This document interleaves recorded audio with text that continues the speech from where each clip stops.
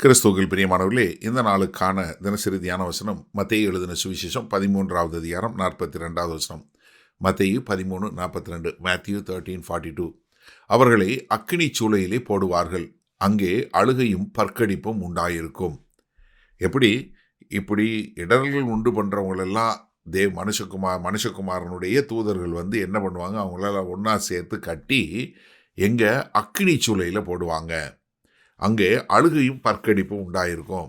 இதை அநேக முறை சுவிசேஷ நூல்களில் அநேக முறை கர்த்தராகிய இயேசு கிறிஸ்து இந்த எச்சரிக்கையை கொடுத்திருக்கிறார்.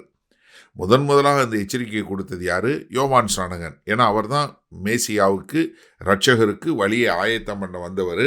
அவர் கொடுக்குற எச்சரிக்கை என்னவா இருந்தது? மத்தேயு 3வது அதிகாரம் 12வது வசனத்தில், நூற்றுக்கூடை அவர் கையில் இருக்கிறது, அவர் தமது களத்தை நன்றாய் விளக்கி தமது கோதுமையை களஞ்சியத்தில் சேர்ப்பார், பதரையோ அவியாத அக்கினியில் சுட்டரிப்பார் என்றான். எப்படி? அக்கினியில் சுடப்படும். அதே மாதிரி மத்தேயு 3:10, இப்பொழுதே கோடாரியானது மரங்களின் வேறருகே வைத்திருக்கிறது, ஆகையால் நல்ல கனி கொடாத மரமெல்லாம் வெட்டுண்டு அக்கினியிலே போடப்படும். அதே மாதிரி மத்தேயு 8வது அதிகாரம் 12வது வசனத்தில் பாருங்க, ராஜ்யத்தின் புத்திரரோ புறம்பான இருளிலே தள்ளப்படுவார்கள், அங்கே அழுகையும் பற்கடிப்பும் உண்டாயிருக்கும் என்று உங்களுக்கு சொல்கிறேன். இதே மத்தேயு 13வது அதிகாரம் இதே அதிகாரத்தில் 50வது வசனம் என்ன? அவர்களை அக்கினி சூளையிலே போடுவார்கள், அங்கே அழுகையும் பற்கடிப்பும் உண்டாயிருக்கும். இதை நிறைய சம்பவங்களில் ஆண்டவர் இதை சொல்லக்கூடிய ஒரு காரியத்தை நம்ம பார்க்குறோம்.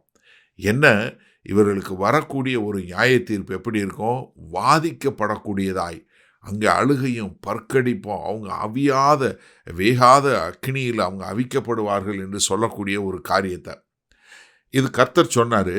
ஆனால் கடைசி காலத்தில் எப்படி இருக்குங்கிறத தரிசனமாக யோவான் பார்க்குறாரு. அப்போஸ்தலனாகிய யோவான் பார்க்கிறாரு. அவர் பார்த்து எழுதின வெளிப்படுத்தின விசேஷம் 19வது அதிகாரம் 20வது வசனம் பாருங்க. அப்பொழுது மிருகம் பிடிக்கப்பட்டது, மிருகத்தின் முன்பாக செய்த அற்புதங்களால் அதன் முத்திரையை தரித்தவர்களையும் அதன் சொரூபத்தின் வணங்கினவர்களையும் மோசம் போக்கின கள்ள தீர்க்கதரிசி கூட பிடிக்கப்பட்டான். இருவரும் கந்தகம் எரிகிற அக்கினி கடலிலே உயிரோடே தள்ளப்பட்டார்கள். எப்படி? சாத்தானும் அந்தி கிறிஸ்துவும் எல்லாரும் சேர்ந்து அங்கே அக்கினி கடலிலே தள்ளப்படக்கூடிய ஒரு காரியம். அதே மாதிரி வெளிப்படுத்தின விஷயம் 20வது அதிகாரத்தில் 10வது வசனம் பாருங்க.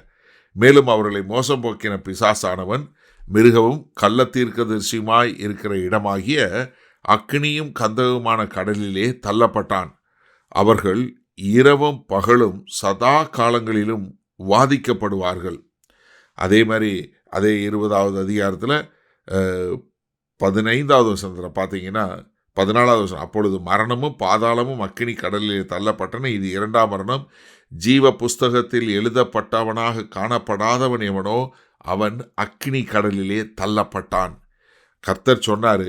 அது நிறைவேற்றத்தை யோவான் பார்த்தாரு, தரிசனமாக எழுதியிருக்கிறாரு. அதை நாமும் கடைசி காலத்தில் பார்ப்போம். சரி, இதனால் இந்த வசனத்தை நம்ம எப்படி எடுத்துக்கொள்வது? முதலாவது, கர்த்தராகிய இயேசு கிறிஸ்துவை அறியாமல் இருந்து இப்படிப்பட்ட இடத்திற்கு போவது என்பது ஒரு காரியம் உண்டு. ஆனால் அதேது மற்றவர்களை இப்படிப்பட்ட ஒரு பாதைக்கு தள்ளுவது என்பது மிகவும் கொடிதான தண்டனை. ஏன்னா ஒரு சிலருக்கு லெகுவான நியாய தீர்ப்பு, ஒரு சிலருக்கு கடினமான நியாய தீர்ப்பு. அது எப்படி அப்படின்னு நீங்கள் கேட்கலாம். சிலருக்கு சில அடிகள், பலருக்கு அநேக அடிகள் கொடுக்கப்படும் கர்த்தர் சொல்லி கொடுத்துருக்கிறார். காரணம் என்ன? அதாவது நீங்கள் பாவம் பண்ணி நீங்கள் பாதாளம் போகிறது ஒன்று, ஆனால் மற்றவர்களை தடுமாற பண்ணுவது இருக்குது பார்த்தீங்களா, அது மிகவும் கொடிதானது. அதற்கு தண்டனை இன்னும் ஜாஸ்தி. அதனால தான் இந்த கள்ள தீர்க்கதரிசிகள், கள்ள போதகர்கள், கள்ள உபதேசியார்கள் என்பவர்கள் மிக கடினமான நியாய தீர்ப்படைவார்கள்.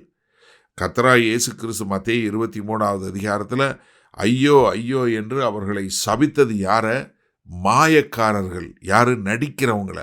ஒரு பக்தி மார்க்கம் இல்லாமல் பக்தி மார்க்கத்தின் வேஷத்தை தரித்து கொண்டு இருக்கிற மக்களை பார்த்து தான் ஆண்டவர் அவர்களுக்கு கடினமான நியாய தீர்ப்பு உண்டாகும் என்று சொல்லக்கூடிய ஒரு காரியத்தை சொல்லி கொடுத்தாரு. அப்போ என்ன, நாம் சர்வ ஜாக்கிரதையாக யாரை பின்பற்றுகிறோம் என்பது மிகவும் தெளிவாக தெரிய வேண்டும்.